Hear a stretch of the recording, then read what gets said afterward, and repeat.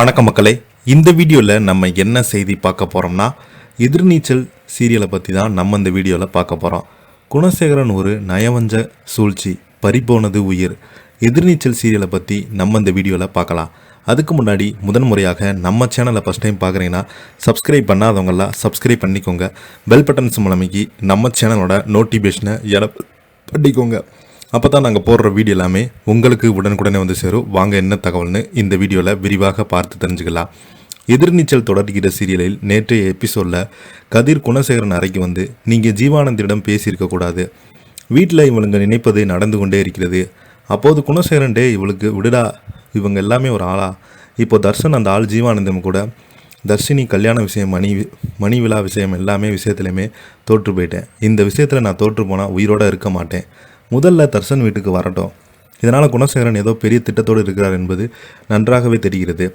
இன்றைய எபிசோடுக்கான புரோமோ வெளியாகி இருக்குது. அதில் மொத்த சூழ்ச்சித்தனத்தையும் நயவஞ்சகத்தையும் குணசேகரன் எப்படி நிகழ்த்துகிறார் என்பதை பார்த்து ஒட்டுமொத்த குடும்பமே ஆடி போயிருக்கிறது. அதாவது தர்ஷன் வருகைக்காக அனைவருமே வெளியில் காத்திருக்காங்க. ஒரு பக்கம் அறிவுக்கரசி தர்ஷன் வந்ததுமே அவனுடைய கதையை, அந்த பொண்ணோட கதையுமே முடித்துட்டு தன்னை அவமானப்படுத்திய குணசேகரனுக்கு பாடத்தை புகட்ட வேண்டும்னு திட்டம் தீட்டுறான். இது எதுவுமே தெரியாத ஜீவானந்தம், இனிமேல் எந்த பிரச்சனையும் இல்லை, தர்ஷன் எல்லாம் சரியாகி விடுன்னு மகிழ்ச்சியாக காரில் வந்து இறங்குறாங்க. தர்ஷனை பார்த்து குணசேகரன் கோபத்தின் உச்சத்துக்கு சென்று நெஞ்சில் எட்டி மிதிக்க அவன் நில தடுமாறி கீழே விழுகிறான். இதை பார்த்து அனைவருமே பதறி போகிறாங்க. மேலும் கதிர் அந்த பொண்ணையும் அப்பனையும் கொள்ளுடான்னு சொல்ல ஜீவானந்தம் பதறி போய் அவர்களை காப்பாற்ற சொல்கிறாரு. ஆனால் அதற்குள்ள கதிர் பார்கவனுடைய அப்பா கழுத்தை பிடித்து அடின்னு அடிக்க அவங்க அப்படியே மயங்கி விழுகிறாங்க.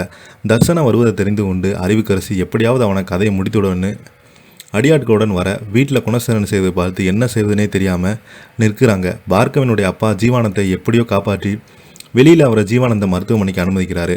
மறுபக்கம் வீட்டில் இன்னும் 2 மணி நேரத்தில் தர்ஷனுக்கும் அறிவுக்கரசிக்கும் அன்புக்கரசிக்கு கல்யாணம் என்று சொல்ல பதறிப்போன ஈஸ்வரி, இது ரொம்ப அநியாயம், நீங்கள் எதுவுமே செய்ய மாட்டேன் சொன்னா தான் தர்ஷனை வீட்டுக்கு வரவழைத்தேன்னு சொன்னீங்களே, உடனே குணசேகரனே வாயை மூடு, தர்ஷன் வீட்டுக்கு வர வேண்டும் என்பதுக்கு தான் நீ சொல்வதற்கெல்லாம் தலையாட்டி கொண்டே இருந்தேன். இதற்கு மேலே இந்த வீட்டில் என்ன மீறி ஏதாவது நடந்துச்சுன்னா அனைவருமே சுட்டு தள்ளி போட்டு விட்டு போயிடுவேன். மறுபக்கம் மருத்துவமனையில் இருக்கும் ஜீவானந்தம் ஜனனி ஃபோன் செய்து பார்க்கவிடம் அப்பா எப்படி இருக்காங்கன்னு கேட்குறாங்க. அப்போது ஜீவானம், அந்த பொண்ணோட அப்பா இறந்துட்டாங்க. பேரதிர்ச்சியில் அனைவருமே இருக்கிறாங்க. இதை எடுத்து என்ன நடக்குதுன்னு இந்த வீடியோவில் இன்றைக்கான எபிசோடில் பார்க்கலாம்.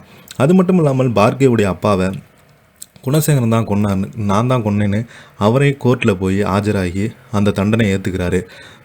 குணசேகரன் பார்த்தீங்கன்னா மிச்சமுள்ள அவருடைய தம்பியை வெளியில் எடுத்து தன்னுடைய குடும்ப பெண்களை எல்லாத்தையுமே தான் வசைக்கு கொண்டு வரணும்னு பிளான் போடுறாரு. இதோட இந்த சீரியல் முடியுது. இதை பற்றி நீங்கள் என்ன நிற்கிற உள்ள கமெண்ட் பாக்ஸில் மறக்காமல் பதிவிடுங்க. இந்த வீடியோ பிடிச்சிருந்தா லைக் பண்ணுங்கள், ஷேர் பண்ணுங்கள். நன்றி, வணக்கம்.